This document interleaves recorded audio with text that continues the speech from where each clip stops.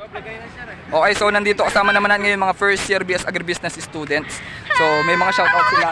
Okay, so para sa araw na to, ang gumagawa naman ng layout ng kanilang farm ay mga first year BS Agribusiness students sa kanilang subject na Fundamentals of Crop Science 1. So meron na tayong mga existing na tali at saka peg. So ginagawa na lang nila ngayon is yan, binabaon nila yung mga pegs. Okay, so in-establish na nila yung width ng walkway, ng main na walkway. Yan, 2 meters yan.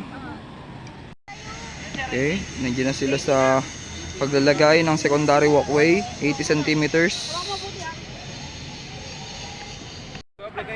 Okay, so nandito kasama naman natin ngayon mga first year BS Agribusiness students.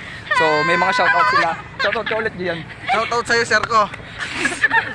O si Pao muna, shoutout Pao. Shoutout po sa mama ko. Nagawa mo, shoutout Nat. Shoutout sa pamilya ko tsaka kay Sir Japet. Shoutout Princess. Shoutout kay Sir, sana di ako bagsak. Hindi, tama lang yan kasi bagsak ka talaga. Shoutout sir. Shoutout sa nanay ko sir. Yon. Ito si Zach, baka uulit to ng subject. Ito. Si ito naman si Mr. Black. Shoutout sa amin.